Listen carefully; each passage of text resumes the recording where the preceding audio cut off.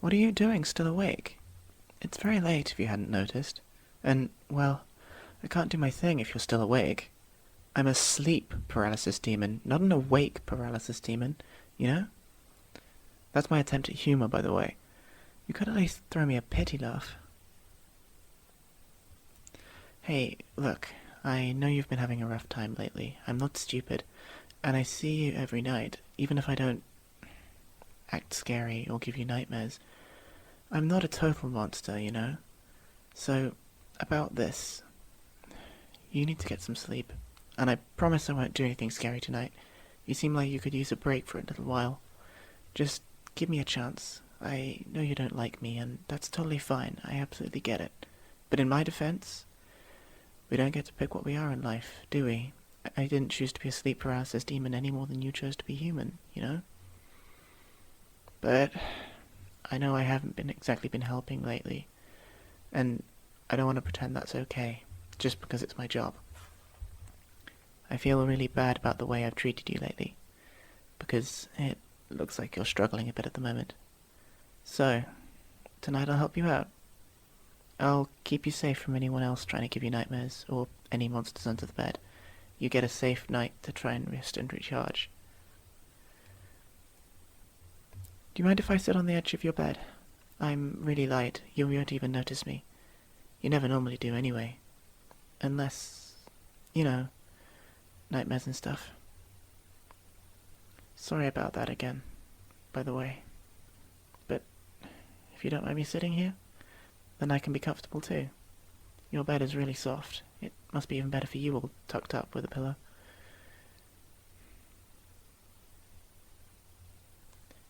I want you to know, by the way, you're doing really well.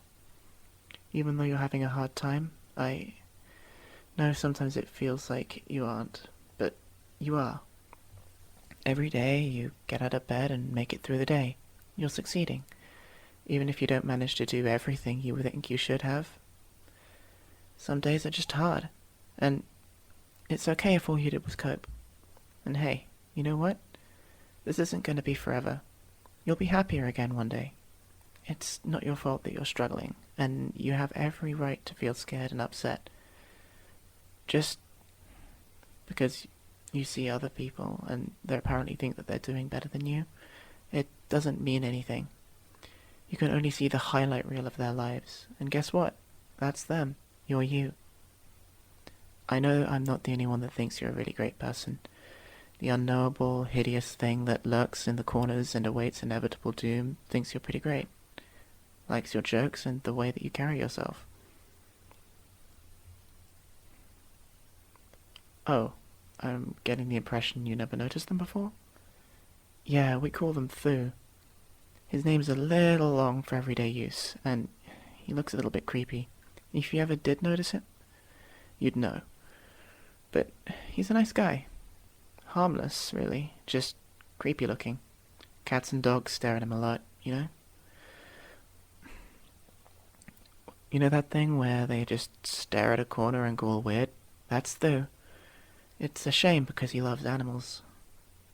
Anyway, just... we have faith in you. I know you're having trouble with having faith in yourself, but I know you're going to get through this rough patch. I mean, we could always do more to help you out, because you mean a lot to us, me and Thu. Having a human around gives us a bit of company, and I'm really glad that you are human. I have some friends, and their humans are just... nothing. Really bland. They're happy enough with them, but you're different. You're definitely my favorite human. And the reason you feel this way, I'm not going to pry because it's none of my business, but keep in mind it doesn't define you. Mental illness, physical illness, grief, all of those things, they don't define you as a person. You are so much more than a diagnosis or an event that's happened to you. You are so much more than you could ever imagine. I've known you for that long enough to be able to be sure of that. I've seen what you can do when you're in the right headspace for it. Settle in and let sleep be a relief. You don't need to use this time to replay all of the things you feel you should or shouldn't have done. We can only make sure that we make the best choice when we have the available information at the time. Nobody deliberately sets out to make bad choices, and sometimes there's not even a good choice available. You just have to play the cards that you've been dealt and hope they turn out okay. We've all been there. I know it sucks. Plus, you expect too much from yourself sometimes. You wouldn't expect anybody else in your position to be perfect, so why should you have to be? I mean, imagine if we swapped places. You wouldn't treat me as harshly as you treat yourself. You definitely wouldn't say some of the things to me that you do to yourself. Sometimes if you're treating yourself too harshly, it can help to pretend you're dealing with a loved one.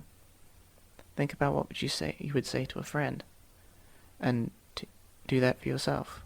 I mean, think about how you'd feel if someone spoke about a loved one the same way that you speak about yourself. I don't know, maybe give it a try and see if it helps. Because you're my loved one, you know? I wouldn't be anywhere without you. I want to see you happy again.